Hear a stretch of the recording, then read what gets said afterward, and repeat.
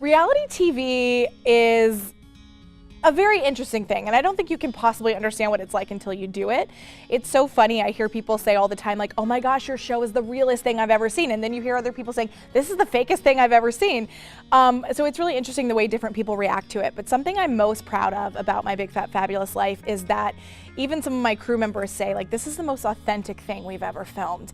And that's really heartwarming because obviously there are some little ins and outs of TV and production that go into it. So it's not like it's live streaming, but on the whole, it's really just us. I mean, even something like if you'd asked me 5 years ago, well, Whitney, what would you do if you had a TV show? I would say, oh, well, I would have hair and makeup every day.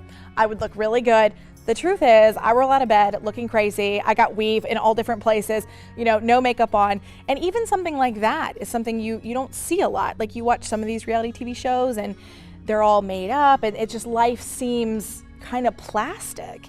And My Big Fat Fabulous Life isn't like that. It's actually just our lives. So when my dance video went viral, it was unexpected, of course. I never planned to, well, for anyone really to see it. And I definitely never intended that it could, you know, be anything like it was. So I actually remember the feeling of my life changing, like as I was just sitting there watching, like I would see the views going up like 100,000 views like every couple minutes. And I was like, I turned to my dad, who's not really like internet literate.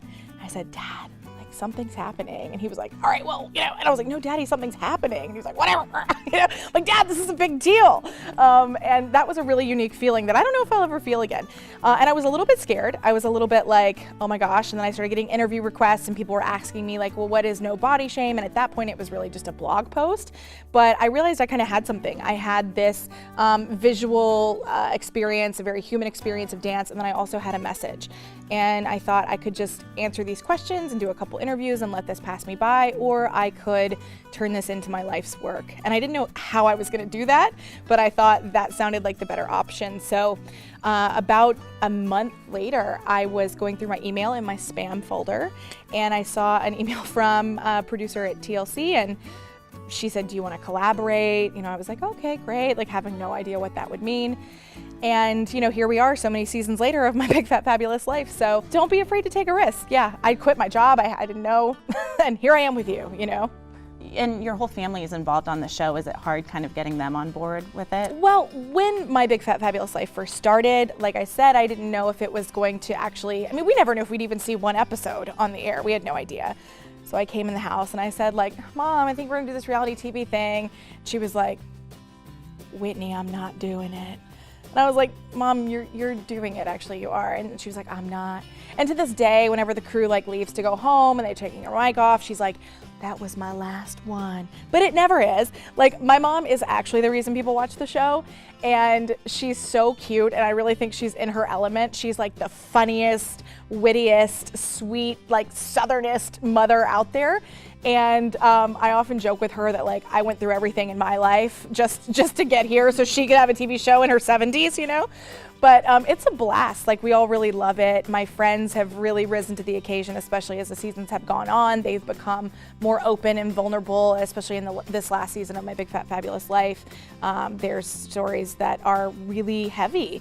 And my friends didn't really sign up for this, you know, I did. And I just kind of hoped that they would come along, and they have. So I feel very lucky for that. Have been in this circle of friends since we were about 15. We all met doing theater, and we would always joke that we like should have a TV show one day. And I was like, why did I have to like gain 300 pounds for us to get a TV show? Like, couldn't somebody else do something? But even now we'll be sitting around laughing, being silly, and we'll kind of forget that like we do have a TV show, and we'll be like, oh, we should be on TV. Like, they should make a show about us. And I'm like, wait a minute, there is one. You know, so it is really surreal. And no, you could have never planned it.